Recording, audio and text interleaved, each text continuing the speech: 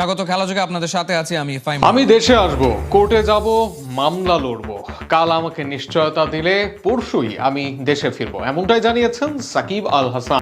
বাংলাদেশের বিপক্ষে 2 ম্যাচের টেস্ট সিরিজ খেলতে ঢাকায় পৌঁছেছে পাকিস্তান দলের একাংশ। পিএসএল এর ফাইনাল শেষে আসবেন বাকি সদস্যরা। আমি দেশে আসব, কোর্টে যাব, মামলা লড়ব।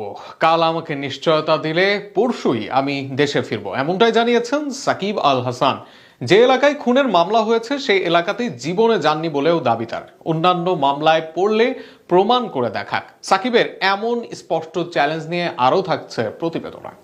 দেশে ফেরা নিয়ে দীর্ঘদিন ধরেই আলোচনায় আছেন সাকিব আল হাসান। বিভিন্ন মামলা ও নিরাপত্তা সংশ্লিষ্ট শঙ্কার কারণে এখনও দেশে না ফেরার বিষয়টি নিয়ে প্রশ্ন উঠলে তিনি স্পষ্টভাবে নিজের অবস্থান তুলে ধরেছেন। তার ভাষায়, বর্তমান পরিস্থিতিতে দেশে ফিরে খুব বেশি কিছু করার সুযোগ দেখছেন না। এ প্রসঙ্গে জনপ্রিয় অনলাইন ভিত্তিক গণমাধ্যম বিডি নিউজ 24-কে সাকিব বলেন, আমার যেসব মামলা দেশে এসে কিছু করার আছে বলে মনে হয় না। হ্যাঁ, দুদকের মামলায় জামিন নিতে পারি, কিন্তু দুদকের এই রকম মামলা তো দেশে হাজার হাজার মানুষের আছে এবং তারা দেশে খুব ভালোভাবেই ঘুরে বেড়াচ্ছে, ব্যবসা করছে, সবই করছে। তবে এখন আর দেশের ওপর ভরসা পান না তিনি। তাকেও গ্রেফতার করা হতেই পারে বলে দাবি তার। সাকিব বলেন, এখন তো আর কোনো কিছু অস্বাভাবিক মনে হয় না, যদিও আমি আশাবাদী যে এইরকম কোনো কিছুই করা হবে না যতক্ষণ না আমার দোষ প্রমাণিত হচ্ছে। সমস্যা হওয়ার কথা নয়, কিন্তু অনেক কিছুই আমি ভাবতাম একরকম হচ্ছে আরেক রকম, কিছুই তাই বলা যায় না। তবে সব শঙ্কার মাঝেও সাকিবের হুঙ্কার, দেশে ফিরতে চান তিনি, লড়তে চান মামলা, প্রমাণ করতে চান নিজেকে নির্দোষ।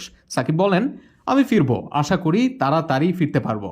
আমি দেশে ফিরবো, কোর্টে যাব, মামলা লড়বো, কোনো সমস্যা নেই, কিন্তু আমার নিরাপত্তা তো দিতে হবে, এতটুকু তো আশা করতেই পারি। আমি বলছি না যে নিরাপত্তা মানে আমার জন্য রাস্তা বন্ধ করে দিতে হবে বা পুলিশের 4টা গাড়ি সামনে থাকবে, ওই রকম তো চাচ্ছি না। তবে একটা স্বাভাবিক নিরাপত্তা তো আছে, আইনি প্রক্রিয়া শেষ না হওয়া পর্যন্ত হয়রানি করবে না, ব্যাস এতটুকু আশা করি। সাধারণ নাগরিক হিসেবে তো এতটুকু আশা করতেই পারি। হয়রানি না করার নিশ্চয়তা যদি কালকে দেওয়া হয়, পরশুই দেশে যাব আমি।